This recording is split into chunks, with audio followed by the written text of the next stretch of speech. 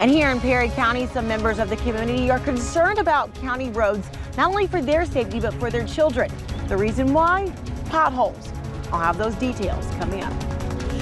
And with the continued spread of the coronavirus, what airports are doing to keep passengers safe? Say goodbye to that sunshine and hello to some soggy weather as we head into your Tuesday. I'll have more details on that right now at 5:30. Dedicated to Southern and Eastern Kentucky, this is WYMT Mountain News at 5:30.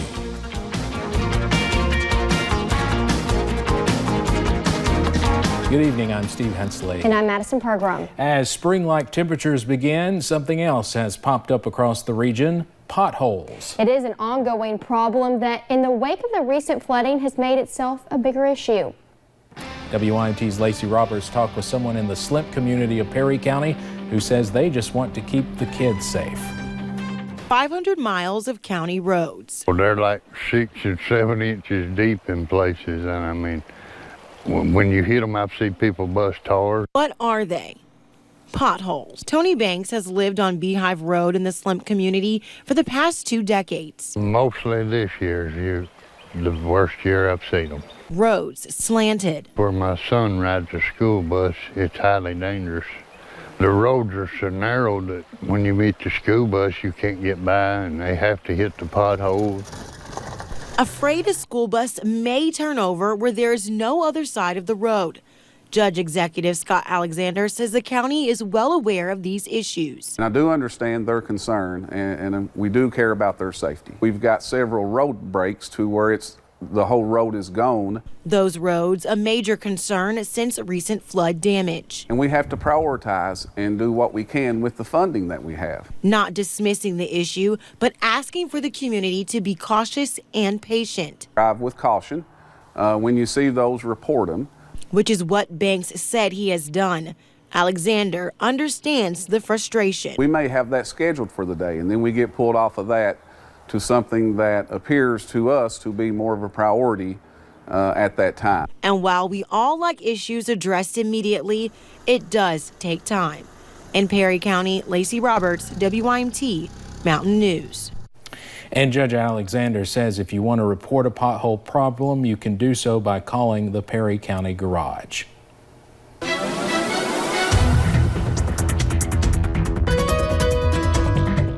Well, it's just been an absolutely gorgeous day in the mountains. Get out this evening and enjoy it because we are going to see rain return late tonight and stick around throughout really the rest of the week. We're going to take you up to a few of those cameras looking at our UVA WISE camera. We're kind of seeing those higher clouds now starting to move in, but still seeing some sunshine. We got a few more hours before we have to deal with kind of the gloomy weather. Looking over to the Mountain Parkway, you can kind of see some thicker clouds starting to move in.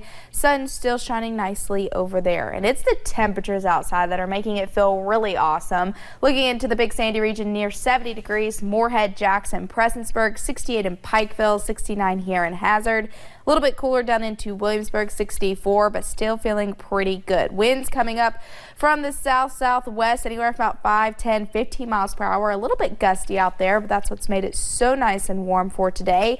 And satellite radar showing those clouds starting to move in. Rain chances move in late tonight, and like I said, stick around for quite some time. I'll have more details on that coming up in a little bit.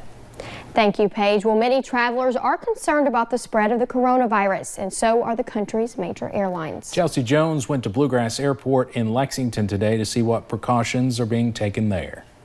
At Bluegrass Airport, planes are constantly landing and taking off. We were in Hawaii. We travel all the way to Sweden. And a big concern is how to keep travelers safe. As COVID-19 spreads around the globe, major airlines are implementing new policies. Delta has doubled down on its cleaning program, adding a new fogging process to disinfect aircraft. Officials say employees are also wiping down seat back touchscreens, ticket counters, and kiosks multiple times a day, while handing out hand sanitizer to passengers. I think they should. I think it's a good idea to take precautions. Other airlines are making it easier for travelers to adjust plans. American, United, and JetBlue customers with reservations can make one-time flight changes for free. Although COVID-19 has put a damper on travel, some people say there's nothing to fear. I don't think it's completely unnecessary. I think there's people that it is definitely a concern for. I don't think that it needs to be widespread panic or anything. I think it's about living a healthy life all the time, and then you'll be fine. But those keeping their travel plans say they are taking extra precaution by washing hands and using sanitizer. Oh, yes. Yes, constantly. I'm Chelsea Jones, WYMT Mountain News. As more travel restrictions become possible, airlines are advising people to check their flight status before heading to the airport. And the U.S. State Department is urging Americans not to get on cruise ships as coronavirus cases rise across the United States. The advisory is especially for people with underlying health conditions, including heart disease, chronic lung disease, diabetes, and conditions that suppress the immune system. Just today, Louisiana and Ohio confirmed their first cases, bringing the total to 36 states and more than 500 cases. And one U.S. territory is taking extreme measures to prevent the spread of the coronavirus. The governor of Puerto Rico says no cruise ships can enter the island without first proving they have no cases on board. Governor Wanda Vazquez Garcet outlined the restriction on Twitter, and Puerto Rico does not currently have any confirmed cases of the coronavirus. The Food and Drug Administration warns companies are selling unapproved drugs for the coronavirus.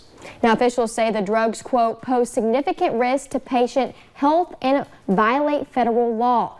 7 companies received warning letters from the FDA and Federal Trade Commission. If they don't respond within 48 hours, they risk facing product seizures and legal injunctions. The FDA reiterated that right now there are no vaccines or drugs approved to treat the novel coronavirus.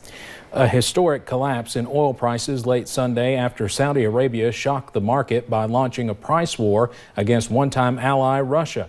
Saudi Arabia is boosting production to above 10 million barrels a day and slashed prices by up to $7 a barrel after Russia refused to go along with a push to cut production. When Russia left the bargaining table, Saudi Arabia said they would, quote, regret this decision. U.S. oil was down as much as 33% overnight.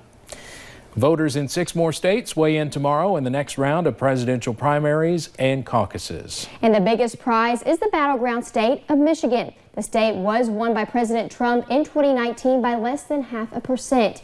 So appealing to voters there is crucial to the remaining candidates, and locals recognize it. You have blue-collar workers, you've got small business owners, you've got really every type of voter. Tuesday's primary offers the first taste of how voters feel in this critical battleground state. President Trump is also keeping an eye on Campaign 2020. He attended a closed fundraiser in Florida before flying back to the White House.